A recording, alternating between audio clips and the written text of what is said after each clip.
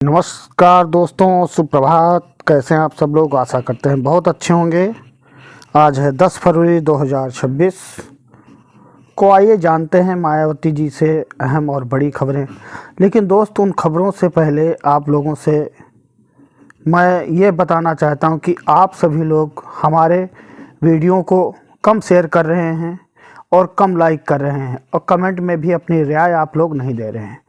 यदि आप लोग कमेंट में राय देंगे, उसी के तहत हम मायावती के खबरों को आप तक पहुंचाने का काम करेंगे, जिससे मायावती जी को मुख्यमंत्री से प्रधानमंत्री का सफ़र आसानी से तय किया जा सके। दोस्तों, आज मायावती जी ने बहुत बड़ा चौंकाने वाला ऐलान किया है। वो आपको वीडियो में ही पता चलेगा, इसलिए आप वीडियो से शुरू से लेकर के आखिरी तक ज़रूर देखें। दोस्तों, यदि हमारे वीडियो आपको अच्छे लगें तो अपने दोस्तों, रिश्तेदारों के फेसबुक, इंस्टाग्राम, व्हाट्सएप पर शेयर करना ना भूलें। दोस्तों, ये खबरें दलित समाज को उत्थान के लिए हैं, और इसलिए सभी दलित भाइयों से निवेदन है कि वीडियो को शेयर और लाइक और कमेंट करना ना भूलें। अब वीडियो को सभी लोगों तक पहुंचाने के लिए एक दूसरे को शेयर ज़रूर करें। चलो चलते हैं आज की पहली खबर की ओर। और हाँ दोस्तों, ये खबरें आपको रोज़ाना सुबह 8 बजे देखने को मिलेंगी, देखना ना भूलें। और चलिए शुरू करते हैं आज की पहली खबर। सुनिए सभी आप लोग। बहुजन समाज पार्टी की राष्ट्रीय अध्यक्ष और उत्तर प्रदेश की पूर्व मुख्यमंत्री बहन मायावती जी ने आज लखनऊ में एक उच्च स्तरीय बैठक की है, जिसमें उन्होंने 2027 के विधानसभा चुनाव और आगामी पंचायत चुनावों को लेकर एक बहुत ही सख्त और स्पष्ट संदेश दिया है। उन्होंने साफ कर दिया है कि बसपा अब किसी भी कीमत पर रुकने वाली नहीं है, और संगठन को जमीनी स्तर पर इतना मजबूत किया जाएगा कि विरोधी पार्टियां दंग रह जाएंगी। मायावती जी ने कार्यकर्ताओं से आह्वान किया है कि वे गांव-गांव जाकर बहुजन समाज के लोगों को उनके संवैधानिक अधिकारों के प्रति जागरूक करें और उन्हें बताएं कि कैसे मौजूदा सरकारें धर्म और जाति की आड़ में असल मुद्दों से ध्यान भटका रही हैं। उन्होंने इस बात पर जोर दिया कि बहुजन आंदोलन केवल सत्ता पाने का जरिया नहीं है, बल्कि ये करोड़ों वंचितों के सम्मान और स्वाभिमान की लड़ाई है। इस बैठक में उन्होंने सेक्टर प्रभारियों को स्पष्ट निर्देश दिए हैं कि वे पुराने कैडर के साथ साथ युवाओं को भी पार्टी की मुख्यधारा से जोड़ें। आइए बढ़ते हैं दूसरी बड़ी खबर की ओर। आज मायावती जी ने केंद्र और राज्य सरकारों पर कड़ा प्रहार करते हुए कहा है कि देश की राजनीति अब पूरी तरह से जनहित के बजाय स्वार्थ और दिखावे की ओर मुड़ गई है।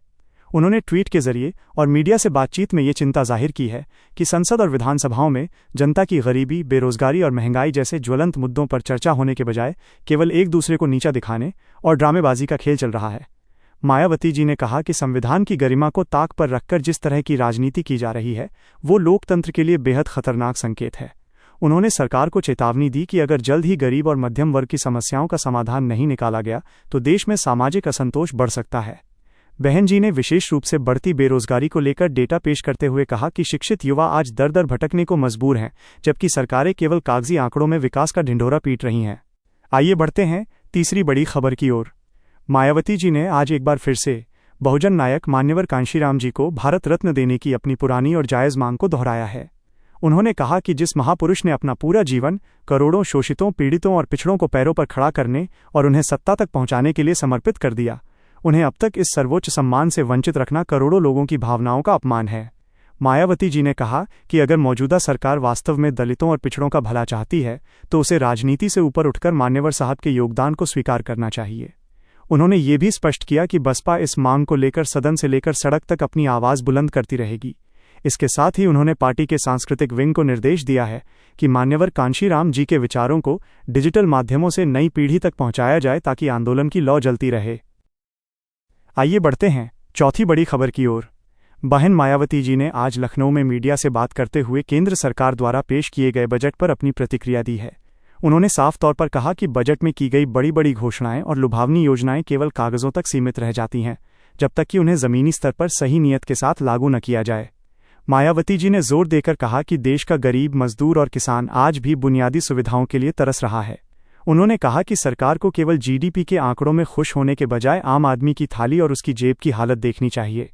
बहन जी ने सवाल उठाया कि पिछले बजट में किए गए वादों का क्या हुआ और कितने लोगों को वास्तव में रोजगार मिला। उन्होंने चेतावनी दी कि अगर पूंजीपतियों को लाभ पहुंचाने वाली नीतियों को नहीं बदला गया तो देश की आर्थिक खाई और भी चौड़ी हो जाएगी। मायावती जी ने मांग की है कि बजट का एक बड़ा हिस्सा सीधे तौर पर दलितों, पिछड़ों और अल्पसंख्यकों के उत्थान के लिए आवंटित और खर्च किया जाना चाहिए, ताकि वे समाज की मुख्यधारा में सम्मान के साथ जी सकें। आइए बढ़ते हैं पांचवी बड़ी खबर की ओर। आज मायावती जी ने उत्तर प्रदेश में आगामी पंचायत चुनावों और 2027 के विधानसभा चुनावों को लेकर एक ऐतिहासिक रणनीति का खुलासा किया है। उन्होंने स्पष्ट किया कि बहुजन समाज पार्टी किसी भी अन्य राजनीतिक दल के साथ गठबंधन नहीं करेगी और सभी सीटों पर अपने दम पर चुनाव लड़ेगी। बहन जी का मानना है कि गठबंधन करने से पार्टी के कैडर और वोटों का नुकसान होता है, जबकि दूसरी पार्टियों को इसका फायदा मिल जाता है। उन्होंने कार्यकर्ताओं को निर्देश दिया है कि वे गांव चलो अभियान को और तेज करें। मायावती जी ने कहा कि बसपा का आधार स्तंभ उसका अनुशासित कार्यकर्ता है और अब समय आ गया है कि हम अपनी ताकत पूरी दुनिया को दिखाएं। उन्होंने ये भी कहा कि इस बार टिकट बंटवारे में युवाओं और उन कर्मठ कार्यकर्ताओं को प्राथमिकता दी जाएगी जिन्होंने पार्टी के कठिन समय में भी साथ नहीं छोड़ा।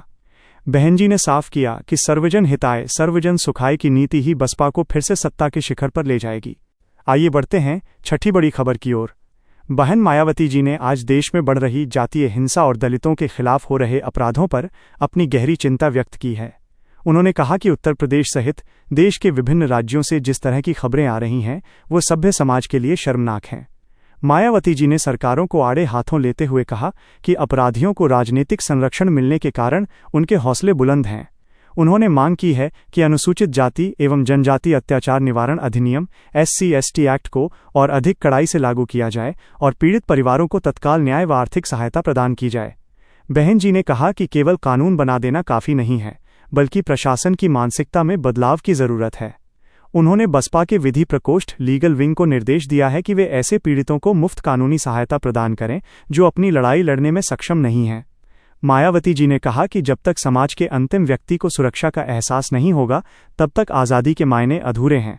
आइए बढ़ते हैं सातवीं बड़ी खबर की ओर। मायावती जी ने आज उत्तर प्रदेश की कानून व्यवस्था को लेकर राज्य सरकार को घेरते हुए कहा कि प्रदेश में जंगल राज जैसी स्थिति पैदा हो गई है। उन्होंने कहा कि जिस उत्तर प्रदेश को बसपा शासनकाल के दौरान उसकी बेहतरीन कानून व्यवस्था के लिए जाना जाता था, आज वहां महिलाएं और गरीब खुद को असुरक्षित महसूस कर रहे हैं। मायावती जी ने कहा कि उनकी सरकार के दौरान अपराधी या तो जेल में होते थे या प्रदेश छोड़कर भाग जाते थे, लेकिन आज वे खुलेआम घूम रहे हैं। उन्होंने पुलिस प्रशासन में बढ़ते राजनीतिक हस्तक्षेप पर भी नाराजगी जताई और कहा कि अधिकारियों को निष्पक्ष होकर काम करने देना चाहिए।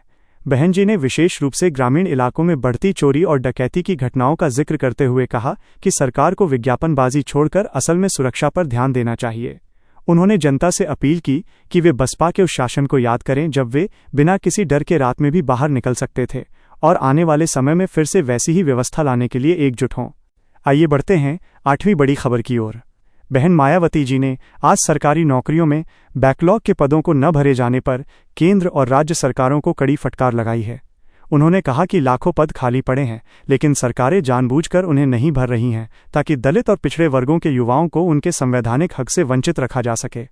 मायावती जी ने कहा कि निजीकरण की आड़ में आरक्षण को खत्म करने की एक गहरी साजिश चल रही है, जिसे बसपा कभी सफल नहीं होने देगी। उन्होंने मांग की कि सभी विभागों में खाली पड़े आरक्षित पदों को विशेष अभियान चलाकर तुरंत भरा जाए। इसके साथ ही उन्होंने पदोन्नति में आरक्षण, रिजर्वेशन एंड प्रमोशन के मुद्दे को भी जोर शोर से उठाया और कहा कि जब तक कार्यस्थलों पर उचित प्रतिनिधित्व नहीं होगा, तब तक सामाजिक न्याय की कल्पना अधूरी है। मायावती जी ने युवाओं से कहा कि वे अपने अधिकारों की रक्षा के लिए बसपा के झंडे तले एकजुट हों, क्योंकि केवल बसपा ही उनके भविष्य की सच्ची रक्षक है। आइए बढ़ते हैं नौवीं बड़ी खबर की ओर। आज मायावती जी ने पार्टी के राष्ट्रीय समन्वयक आकाश आनंद के बढ़ते प्रभाव और उनकी सक्रियता की सराहना की है। उन्होंने कहा कि आकाश आनंद पूरी निष्ठा के साथ पार्टी के मिशन को आगे बढ़ा रहे हैं और युवाओं को बसपा की विचारधारा से जोड़ने में सफल हो रहे हैं। मायावती जी ने कहा कि बसपा एक ऐसा पौधा है जिसे मान्यवर कांशीराम जी ने अपने खून पसीने से सींचा है और अब नई पीढ़ी की जिम्मेदारी है कि वे इसे एक विशाल वटवृक्ष बनाएं। उन्होंने विरोधियों द्वारा आकाश आनंद पर किए जा रहे हमलों को उनकी घबराहट का नतीजा बताया। बहन जी ने कार्यकर्ताओं से कहा कि वे आकाश आनंद के नेतृत्व में चलाए जा रहे डिजिटल अभियानों का हिस्सा बने और सोशल मीडिया के जरिए विरोधियों के दुष्प्रचार का करारा जवाब दें। उन्होंने साफ संदेश दिया कि बसपा में नेतृत्व का भविष्य सुरक्षित है और पार्टी अब आधुनिक तकनीक और पुरानी वैचारिकी के संगम के साथ आगे बढ़ेगी, जो विरोधियों की नींद उड़ाने के लिए काफ़ी है। आइए बढ़ते हैं 10वीं बड़ी खबर की ओर। बहन मायावती जी ने आज लखनऊ में एक विशेष प्रेस कॉन्फ्रेंस के दौरान देश में बढ़ती हुई आर्थिक असमानता पर गंभीर चिंता जताई है। उन्होंने कहा कि एक तरफ कुछ गिने चुने उद्योगपतियों की संपत्ति दिन दूनी और रात चौगुनी बढ़ रही है, तो दूसरी तरफ देश का बहुजन समाज और मेहनतकश वर्ग 2 वक्त की रोटी के लिए संघर्ष कर रहा है। मायावती जी ने स्पष्ट किया कि बसपा हमेशा से आर्थिक न्याय की पक्षधर रही है और उनकी सरकार आने पर ऐसी नीतियां बनाई जाएंगी जिससे धन का संकेंद्रण कुछ हाथों में न रहकर समाज के हर वर्ग तक पहुंचे। उन्होंने सरकार से मांग की है कि वो लघु और कुटीर उद्योगों को बढ़ावा दे, जिससे गांव स्तर पर रोजगार पैदा हो सके। बहन जी ने कहा कि आज का युवा केवल मुफ्त राशन नहीं, बल्कि सम्मानजनक रोजगार चाहता है।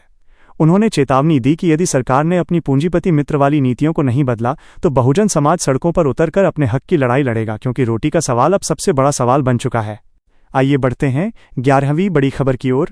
आज मायावती जी ने महिलाओं की सुरक्षा और उनके सशक्तिकरण को लेकर एक बड़ा विजन पेश किया है।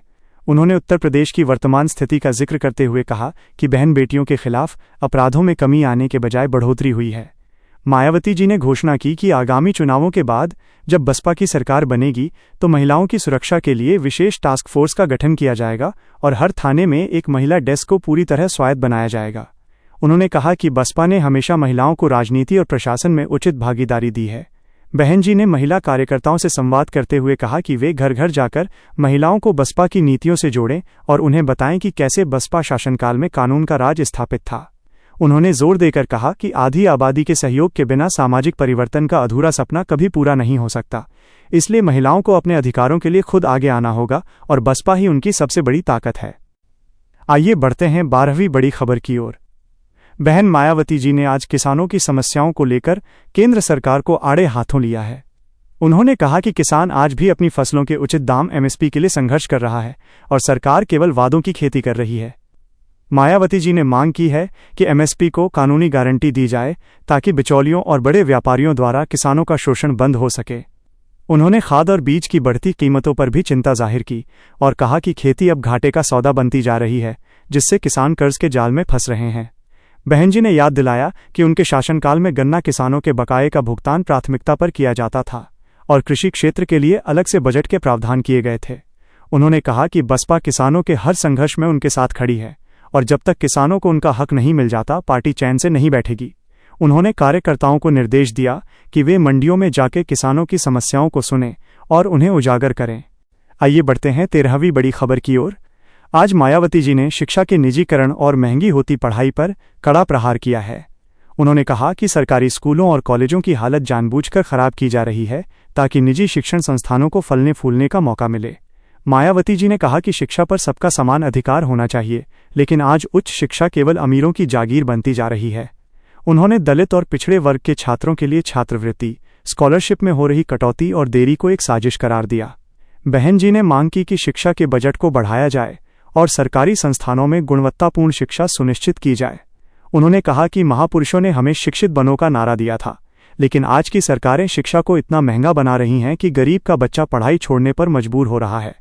मायावती जी ने संकल्प लिया कि बसपा की सरकार आने पर हर जिले में आधुनिक सुविधाओं से लैस सरकारी स्कूल और मुफ्त कोचिंग सेंटर खोले जाएंगे ताकि प्रतिभा को पैसे की कमी की वजह से दबना न पड़े। आइए बढ़ते हैं 14वीं बड़ी खबर की ओर। बहन मायावती जी ने आज सोशल मीडिया के दुरुपयोग और बसपा के खिलाफ फैलाए जा रहे भ्रामक प्रचार को लेकर अपनी बात रखी है। उन्होंने कहा कि विरोधी दल सोशल मीडिया पर करोड़ों रुपए खर्च करके बसपा की छवि को धूमिल करने और मतदाताओं को गुमराह करने की कोशिश कर रहे हैं। मायावती जी ने पार्टी के आईटी सेल और युवा कार्यकर्ताओं को सचेत करते हुए कहा कि वे इस डिजिटल युद्ध के लिए तैयार रहें। उन्होंने कहा कि सत्य को परेशान किया जा सकता है, लेकिन पराजित नहीं। बहन जी ने कार्यकर्ताओं से अपील की कि वे केवल पार्टी के आधिकारिक हैंडल से दी गई जानकारी पर ही भरोसा करें और किसी भी अफवाह का तुरंत खंडन करें। उन्होंने कहा कि बसपा की ताकत उसका धरातल पर काम करने वाला कार्यकर्ता है, लेकिन अब हमें डिजिटल मोर्चे पर भी उतनी ही मजबूती से लड़ना होगा। मायावती जी ने निर्देश दिया कि बसपा की विचारधारा और पूर्व के ऐतिहासिक कार्यों के छोटे छोटे वीडियो बनाकर जन जन तक पहुंचाए जाएं, ताकि नई पीढ़ी को पार्टी के गौरवशाली इतिहास का पता चल सके। आइए बढ़ते हैं 15वीं बड़ी खबर की ओर। और अब वो सबसे बड़ी और चौंकाने वाली खबर जिसका आपको इंतजार था। आज मायावती जी ने ऐलान किया है कि बहुजन समाज को एकजुट करने के लिए वे स्वयं पूरे देश का दौरा करेंगी और बहुजन अधिकार स्वाभिमान यात्रा की शुरुआत करेंगी। ये यात्रा केवल चुनावी रैली नहीं होगी, बल्कि ये हर उस घर तक पहुंचेगी जहां अन्याय हुआ है। इस फैसले ने राजनीतिक गलियारों में खलबली मचा दी है, क्योंकि बहन जी ने साफ कर दिया है कि वे अब सीधे जनता के बीच रहकर उनकी लड़ाई लड़ेंगी, इस यात्रा का मुख्य उद्देश्य जातिगत जनगणना की मांग को तेज करना और आरक्षण के भीतर आरक्षण की किसी भी साजिश को रोकना है। मायावती जी ने अंत में भावुक अपील करते हुए कहा कि ये लड़ाई मेरे अकेले की नहीं, बल्कि आप सबकी है। उन्होंने संदेश दिया कि जब तक बहुजन समाज संगठित नहीं होगा, तब तक सत्ता की चाबी उनके पास नहीं आएगी। ये कदम बसपा के पुनरुत्थान के लिए मील का पत्थर साबित होने वाला है। दोस्तों, ये थीं आज की 15 बड़ी खबरें। अगर आप भी मानते हैं कि बहन जी का ये संघर्ष जारी रहना चाहिए, तो इस वीडियो को शेयर करें। जय भीम, जय भारत।